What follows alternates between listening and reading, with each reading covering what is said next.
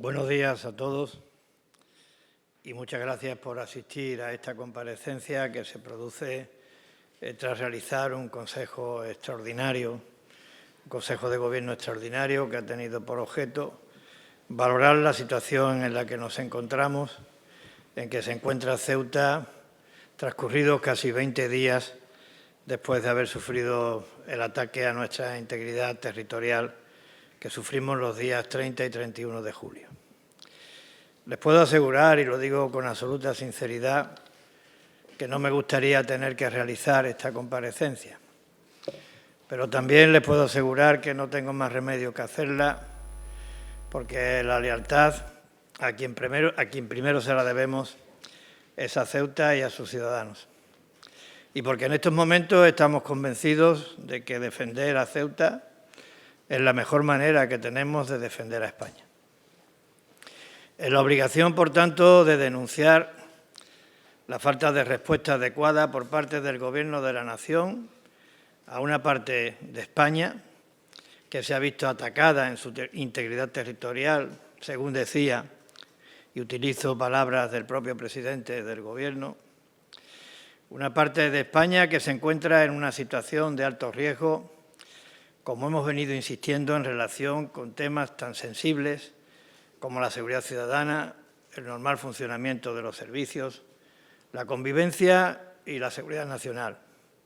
Una parte de España que tiene el pulso alterado, que vive sobrecogida y con el alma en vilo, que está en peligro,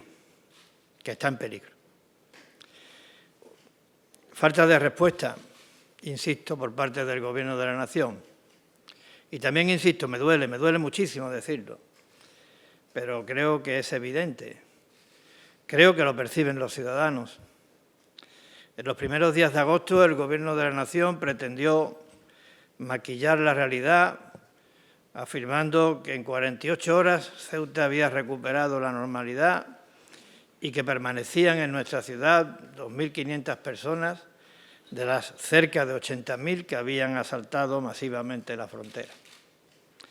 Después de esos primeros días de agosto, pasividad casi absoluta a la hora de acometer las actuaciones que se requieren para volver a la normalidad. Una normalidad que, insistimos, solamente puede lograrse mediante el retorno a Marruecos, mediante el regreso a Marruecos de todos los que de manera ilegal perturbaron el orden y entraron en nuestra ciudad los pasados días 30 y 31 de julio, según comentaba. Y creo sinceramente que no es ninguna exageración y, por supuesto, no es ninguna intención de alarmar de manera intencionada, injustificada o indebida. Los datos también vuelven a poner de manifiesto que no estamos alarmando, que estamos simplemente cumpliendo con nuestra obligación de contar lo que ocurre. Y lo que ocurre es que a día de hoy, casi 20 días después del ataque, todavía no han sido identificadas las personas que, habiendo participado en el mismo, permanecen en nuestra ciudad. Por lo que aún no sabemos a ciencia cierta cuántas son, cuántas personas quedan en Ceuta de las que participaron del ataque. A día de hoy no tenemos información de cuál es el número de expedientes de devolución o expulsión que han sido instruidos, sabiendo, como sabemos, que la devolución, la expulsión, es la única manera posible de lograr que Ceuta vuelva a la normalidad. A día de hoy tampoco sabemos qué medidas se han tomado o se piensan tomar para garantizar la seguridad y el blindaje de nuestra frontera, que es tanto decir como garantizar la seguridad y el blindaje de nuestra integridad territorial.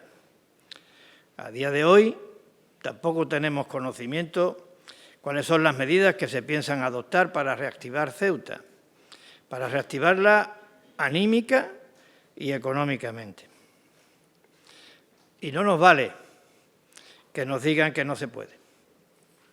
Lo que creemos que ocurre es que no hay voluntad, Creemos que el Gobierno cuenta con medios y capacidades suficientes para, si se quiere, poder lograr el objetivo de que Ceuta vuelva a la normalidad en un plazo no superior a 30 días.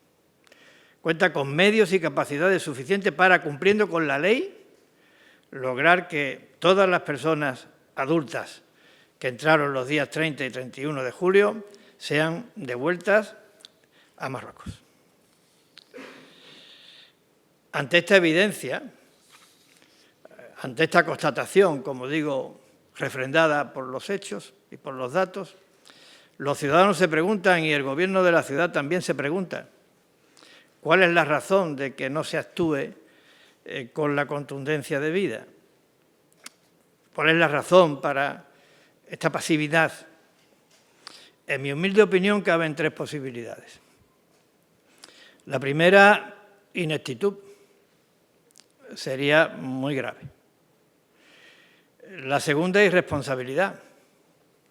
No darle la importancia que tiene el hecho de que se haya vulnerado nuestra integridad territorial. Sería aún más grave que la primera.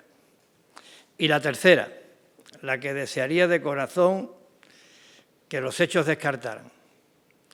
La tercera sería que, para no molestar al vecino, para mantener lo que se considera unas pseudo buenas relaciones o por cualquier otra razón, no se actúe.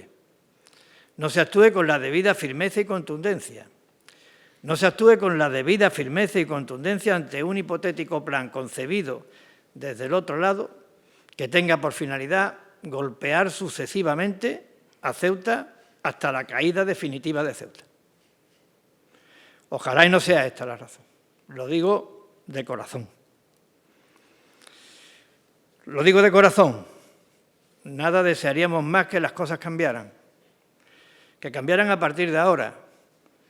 Que a partir de ahora se llevaran a cabo con el ritmo debido las devoluciones y expulsiones que Ceuta precisa para volver cuanto antes a la normalidad.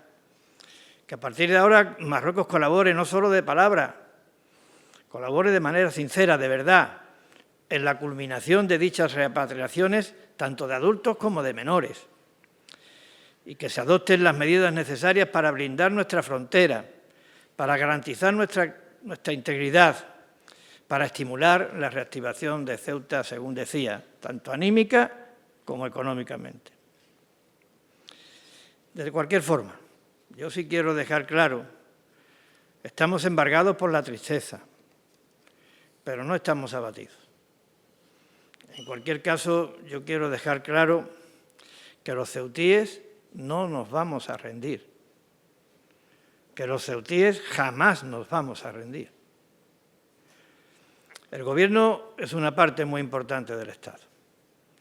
Es el poder ejecutivo del Estado, nada más y nada menos. Pero no es todo el Estado.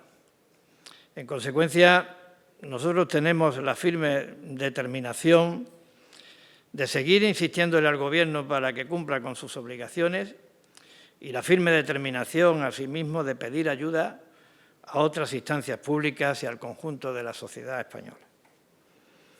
Desde luego, la labor que están haciendo los medios de comunicación, tanto locales como nacionales, pero en este caso de darle a conocer a España lo que está ocurriendo aquí, los medios de comunicación nacionales, es digna de elogio. Y yo lo agradezco en nombre de todos los ceutíes. Pero vamos a recurrir a otras instancias del Estado. Tenemos la obligación de hacerlo. A las Cortes Generales, al Poder Judicial, a las comunidades autónomas, a la Federación de Municipios y Provincias, a las organizaciones empresariales, a los sindicatos, a quien haga falta, porque no nos vamos a rendir. Y, por supuesto, Europa. Tenemos que ir a Europa. Porque Europa es una de las claves existenciales de nuestra seguridad y porque somos Europa hasta la médula. Y somos Europa hasta la médula porque somos España hasta la médula y porque somos un exponente absolutamente fiel y rotundo y categórico de los principios y valores fundacionales de la Unión Europea. Y porque somos, junto con Melilla, la única de las dos fronteras terrestres que tiene Europa en África. Como antes decía, no nos vamos a rendir. Es más, no nos vamos a rendir y vamos a ganar. Y lo digo con el corazón embargado por la tristeza y, por qué no decirlo también, con una cierta sensación de abandono. Pero convencido de que vamos a ganar. Porque para ello contamos con el apoyo y la solidaridad, creo que de la inmensa mayoría de los españoles, quienes saben que cuando se pone en riesgo la integridad territorial de Ceuta y su soberanía, saben los españoles que se está poniendo en riesgo la integridad territorial y la soberanía de toda España. Esto no va por partes. Esto nos afecta a todos. Y vamos a ganar, vamos a superar este duro trance porque además contamos con la unidad de los ceutíes. La unidad de los ceutíes en la defensa de nuestra españolidad y de algo que está absolutamente asociado a nuestra españolidad. La unidad de los ceutíes en la defensa de nuestra convivencia. Y vuelvo a repetirlo, de todos los ceutíes. Recen como recen, se llamen como se llamen, vivan donde vivan y piensen como piensen. Para ello contamos con la madurez y templanza de un pueblo que no pierde la calma ni con el alma en vilo y que ha forjado su carácter durante siglos a base de coraje y de valor para resistir. Quiero terminar agradeciendo la ejemplar labor que durante todo este duro trance están llevando a cabo nuestras fuerzas y cuerpos de seguridad en unas condiciones de extrema dificultad y mermados en medios y efectivos. De nuestros militares, de nuestros sanitarios obligados a realizar un esfuerzo sobrehumano, de los medios de comunicación a los que antes me he referido, y en particular a quienes cubren nuestra realidad en el resto del territorio español. Y en general, de todas aquellas personas que desde distintos cometidos y áreas están dando lo mejor de sí al servicio de Ceuta, que es tanto como decir al servicio de España. Muchas gracias.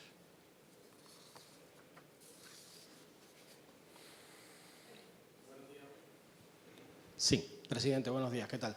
La ministra de Sanidad esta mañana en una entrevista ha dicho que la ciudad autónoma de Ceuta puso a disposición de los migrantes en el año 21 unas instalaciones que esta vez no se han puesto. Dice que todo va más lento porque la ciudad no está poniendo los emplazamientos necesarios. Le quiero preguntar en primer lugar si sabe a qué se refiere y en segundo lugar si la ciudad de Ceuta ha rechazado emplazamientos para acoger migrantes ofrecidos por el Ejecutivo durante estos días. Gracias. Sí, yo creo que la ministra de Sanidad tuvo en Ceuta un comportamiento que me parece absolutamente incorrecto, por calificarlo de una manera benevolente. La ministra de Sanidad no puede venir a Ceuta a dar lecciones de humanidad ni de solidaridad.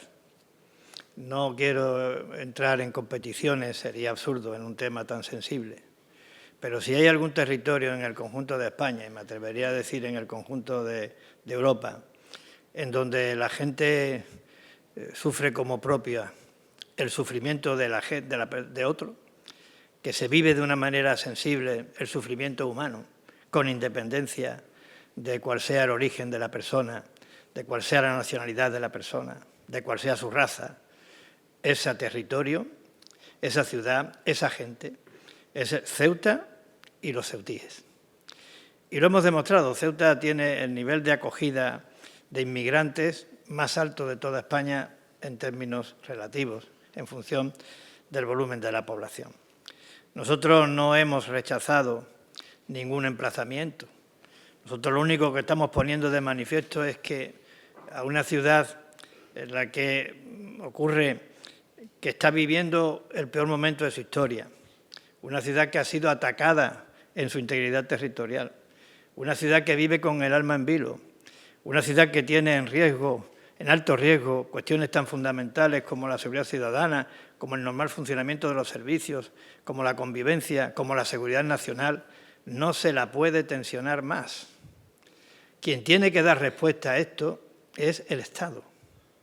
el Gobierno al que pertenece la ministra de Sanidad, porque además la avisamos, porque además el día 27, me parece recordar, por la tarde yo hablé con la secretaria de Estado de Seguridad y le dije que Ceuta todavía no se había producido la avalancha, pero en una semana habían entrado 1.500 personas. Y le dije que Ceuta estaba en una situación de alto riesgo, que Ceuta iba a caer en una situación de emergencia humanitaria, que se tenían que tomar medidas, que se debería de declarar la emergencia, que se debería nombrar un mando único que coordinara la acción de los distintos ministerios. Y no se hizo. Se me dijo que esto era lo de todos los veranos y que había que plantearlo como todos los veranos. Luego, el día 6 de agosto, creo que hablé de emergencia humanitaria. Por tanto, lecciones ninguna. Por tanto, que hubiera actuado la ministra de Sanidad como debía en su momento y no estaríamos viviendo los momentos que estamos viviendo. Esto es consecuencia de una invasión. Esto es consecuencia de un ataque a nuestra integridad territorial. Esto es consecuencia de mantener una situación de absoluto estrés a una ciudad pequeña, reducida. Tratar de descargar, tratar de eludir la responsabilidad, echándole la culpa a un gobierno autonómico y local, me parece, como digo, absolutamente incorrecto. Y me quedo en lo de incorrecto, porque me dan ganas de decir otra cosa.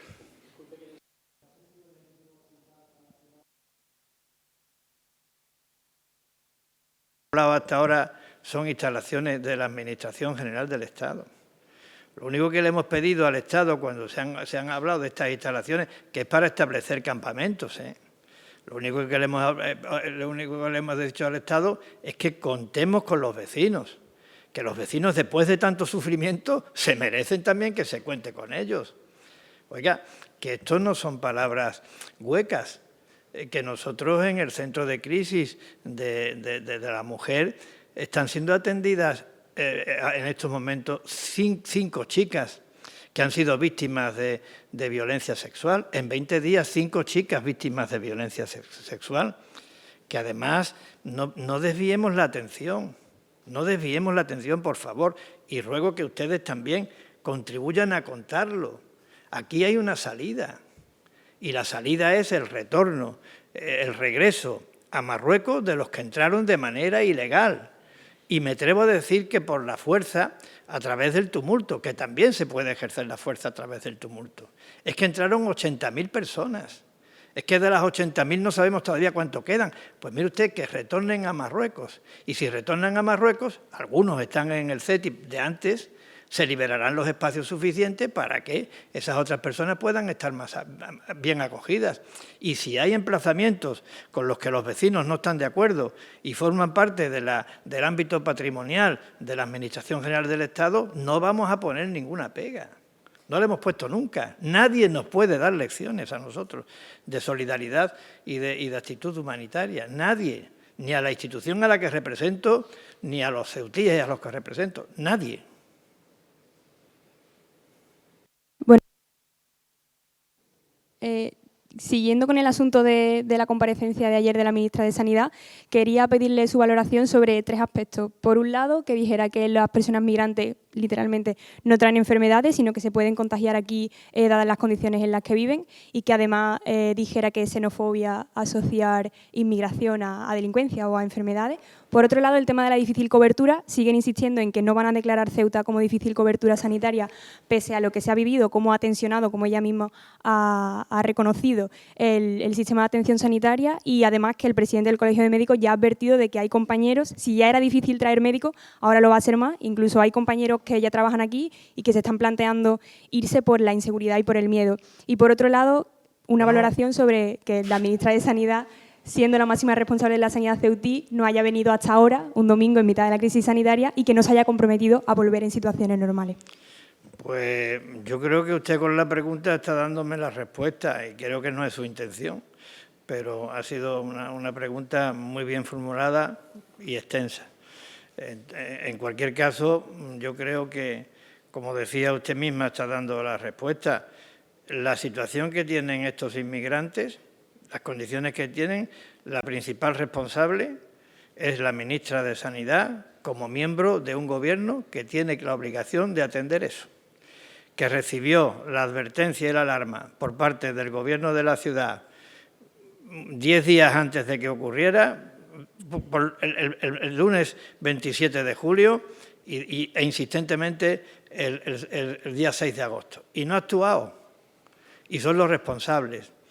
Y que me parece lamentable que hayamos tenido que tener esta crisis para que esta señora se dignara a venir a Ceuta a justificar que todavía no lo ha hecho porque está incumpliendo el Plan Integral para el Desarrollo Socioeconómico de Ceuta. El Plan Integral para el Desarrollo Socioeconómico de Ceuta tenía algunos objetivos estratégicos que atender y uno de ellos era el de garantizar la igualdad de los ceutíes con el resto de los españoles en el ámbito de los servicios esenciales, por tanto, en el ámbito de la sanidad. Y ahí se decía que se declararía a Ceuta como zona de especial dificultad para el ejercicio de la profesión. Pero resulta que eso se declaró, pero debo decir que ha sido pura retórica, porque en la práctica no se ha traducido en nada. Por tanto, razón llevan los médicos, los sanitarios en general, los enfermeros, todo el personal, todo el colectivo sanitario de Ceuta, cuando denuncian precariedad de medios, de esfuerzos, de incentivos, de estímulos, y en eso también nos estamos jugando la Constitución, en eso también nos estamos jugando el derecho de los ceutíes a ser iguales al resto de los españoles. Mire usted, a nosotros no nos gana nadie en actitud humanitaria, nadie, y los inmigrantes tienen que ser retornados. Eso es lo primero, para que Ceuta vuelva a la normalidad. Y mientras tanto tienen que ser atendidos, sin ninguna duda, porque nos sale del corazón.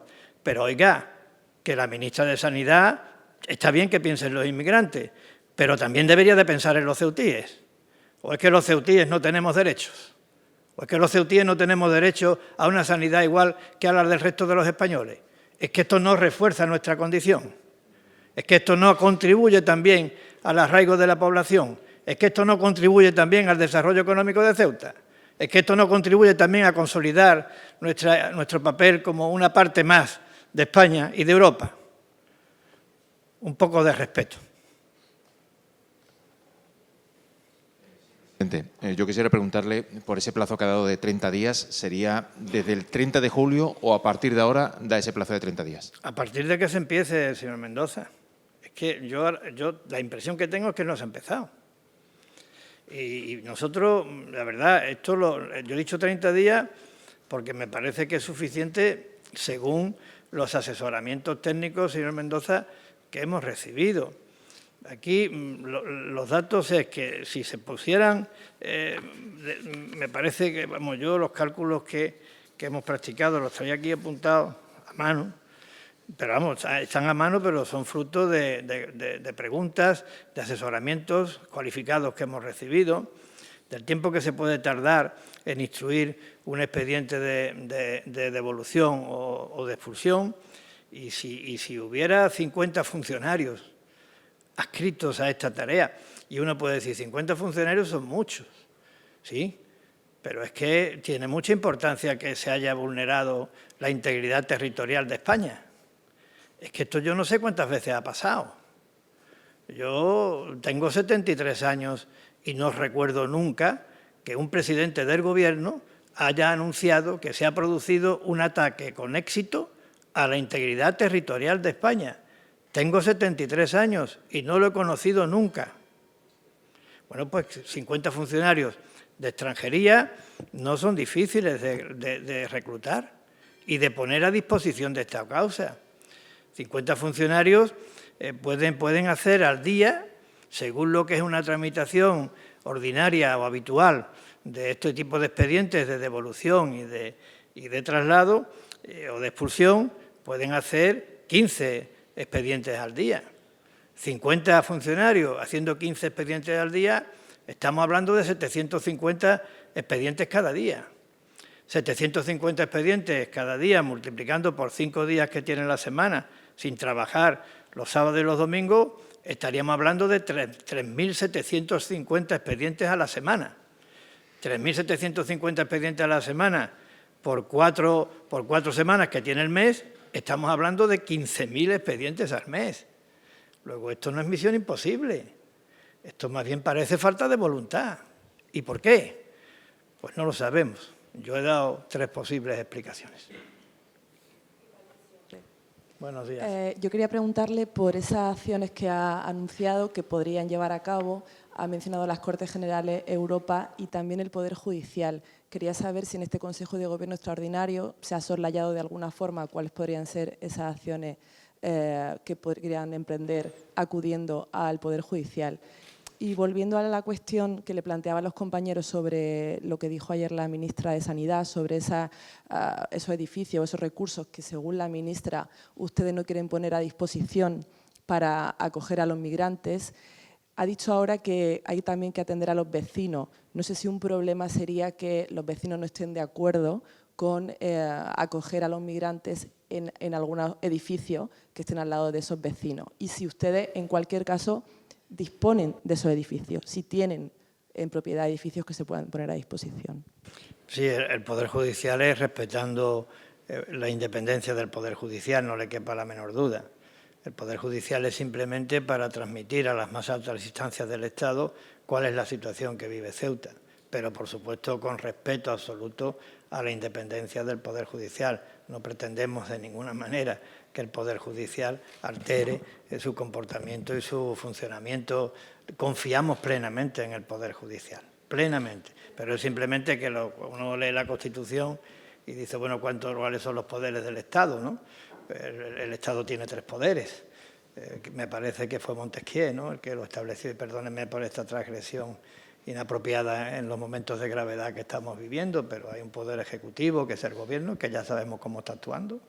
Hay un poder legislativo, que son las Cortes Generales, a las que hay que acudir. Y hay un poder judicial, que actúa de manera independiente, pero que también es poder del Estado. A eso me estoy refiriendo. Me estaba refiriendo a qué es el Estado, y yo tengo la intención de transmitir la situación, simplemente para que la conozcan, a la presidenta del Tribunal Supremo, si me quiere recibir, y al presidente del Tribunal Constitucional, si me quiere recibir. Simplemente para decir, oiga, Ceuta está en peligro. Simplemente para que lo conozcan, pero sin ningún intento de interferir en una independencia del Poder Judicial, que es una de las garantías de nuestro Estado de Derecho. Yo diría que es la piedra angular de nuestro Estado de Derecho. La siguiente pregunta, los establecimientos, los emplazamientos que se nos han ido hablando, yo creo que de una manera muy poco concreta hasta ahora, no concreta en cuanto al número de establecimientos, o no concreta en cuanto a la identificación de establecimientos. Digamos que han sido tentativas, han sido distintas posibilidades que se han ido planteando dentro de la comunicación que mantenemos con el Gobierno de la Nación. Y nosotros lo único que hemos pedido y respaldamos es la opinión de los vecinos, porque es una opinión fundamentada. Porque la respaldamos porque es fundamentada, porque no se puede introducir en una ciudad que ya vive en un estado de estrés al límite, que no tenemos mucho margen de tiempo para seguir viviendo de esta manera. Usted lo está viendo. Si no es de aquí y ha venido, usted está viendo cómo es. Esta no es la Ceuta de hace 20 días. Entonces, eso no se puede todavía generar más elementos de tensión. Por tanto, lo inteligente, lo razonable, lo responsable es contar con la opinión de los vecinos. Cuando hay una alternativa muy clara y muy inmediata, que se pongan medios para la devolución, que se pongan medios para la expulsión y que se lleve a cabo esto en 30 días. Con lo cual creo que esto, si salen todos los que llegaron, se aliviaría muchísimo el problema de las contingencias desde el punto de vista sanitario y de las contingencias desde el punto de vista humanitario. Contingencias que que afirmo que nosotros tenemos que colaborar en atender. Yo creo que quien primero habló aquí de emergencia humanitaria fue el Gobierno de la ciudad. Quien primero. Los demás han venido ahora. Fundamentalmente la ministra de Sanidad, con la intención de desenfocar el asunto para que no se ponga el foco en lo que verdaderamente ha ocurrido y está ocurriendo, y de camino también para echarle la culpa al ayuntamiento. echarle la culpa al ayuntamiento de una invasión. ¿Esto en qué cabeza cabe? Sí, presidente, buenos días. Buenos días. Jesús Navarro, de Televisión Española. Muchas gracias. Le quería preguntar tres cuestiones. La primera, da la sensación cuando vas por la calle a hablar con los vecinos de que la situación es más grave de la que se cuenta, de lo que está pasando. Nos hablan de violaciones, nos hablan de robos, de peleas. ¿Qué está pasando que no ha trascendido o que no se sabe o que no se ha dicho? Quizás por no querer alarmar más a la población, que ya está cansada, que ya está harta, evidentemente. Eso por un lado. Por otro, los migrantes parece que han iniciado una huelga de hambre porque llevan 18 días, no ven soluciones. ¿Qué valoración hace de este hecho? Y, en tercer lugar, ¿qué le va a plantear a la ministra que viene hoy, Irma Sáenz? Se va a reunir con ella en unos minutos. ¿Qué le va a decir? Muchas gracias. Muchas gracias por su pregunta. Bueno, yo creo que ustedes lo pueden ver, es decir, que la calificación del asunto, de la situación que vive Ceuta es pequeña, se recorre fácilmente en unas horas y a cualquier hora del día, y se puede comprobar que Ceuta vive en un estado de excepción. Y eso, quien no lo quiera reconocer, es porque pretende maquillar la realidad. Yo creo que aquí ha habido un relato intencionado por parte del Gobierno. Después de afirmar el presidente del Gobierno, aquí en este mismo salón, que había sido vulnerada la integridad territorial de España, luego cambiamos el relato por parte del Gobierno y lo que se pretendió decir era que esto no había sido un ataque a la integridad territorial de España, que habría sido una crisis migratoria, cosa que no es verdad. Después se dijo que la crisis migratoria se había resuelto en 48 horas, que en 48 horas habían salido la inmensa mayoría de los que habían llegado, y se dijo que Ceuta había vuelto a la normalidad, y ahora hemos entrado en la tercera fase del relato, que la culpa la tiene el ayuntamiento. Entonces, mire, ni Ceuta ni fue una crisis migratoria, porque fue un ataque a la integridad territorial de toda España. Ni Ceuta había vuelto a la normalidad en 48 horas, ni había 2.500 personas. Ceuta todavía no ha vuelto a la normalidad, todavía está en una situación de extremo riesgo en asuntos absolutamente fundamentales para nuestra supervivencia, y es evidente que ante una situación de esta magnitud, un hecho de esta naturaleza, de esta envergadura y la causa que lo origina, la culpa no la puede tener el ayuntamiento. Y esto mismo es lo que le voy a decir a la ministra, que vendrá dentro de un rato, que cuente con nosotros como ha podido contar siempre. Yo cuando decía que me dolía mucho la comparecencia esta, lo decía porque yo soy un firme convencido de la lealtad institucional. Y creo que la lealtad institucional, cuando hay que demostrarla, es precisamente en los momentos críticos. Y creo sinceramente que no se le puede achacar falta de lealtad a esta institución, que ha estado con voluntad de colaborar desde el primer momento, y lo seguimos haciendo. Pero lo que queremos es que se actúe. Nosotros estamos dispuestos, contando con los vecinos, a facilitar las cosas para que se encuentren emplazamientos complementarios al Centro de Estancia Temporal de Inmigrantes. Estamos dispuestos, contando con los vecinos. Pero también tenemos que reivindicar, tenemos que alzar la voz para que se cumpla con la principal obligación y objetivo que ahora tenemos, que es que Ceuta vuelva a la normalidad, que está bien que pensemos en los inmigrantes, pero que debemos de pensar en los ceutíes, o es que los ceutíes no tienen derecho. Y que, por tanto, que se vuelvan a Marruecos los que entraron de esa manera ilegal e irregular los días 30 y 31 de julio. La huelga de hambre no tenía conocimiento, sinceramente, de lo que me dice. En cualquier caso, creo que estas personas merecen ser tratadas de acuerdo con la ley. Estas personas merecen ser tratadas en sus necesidades humanitarias sin ninguna duda, y estas personas, de acuerdo con la ley, deben ser retornadas a Marruecos. Y la ministra, pues creo que ya le he contestado a la pregunta. Muchas gracias. Gracias a todos.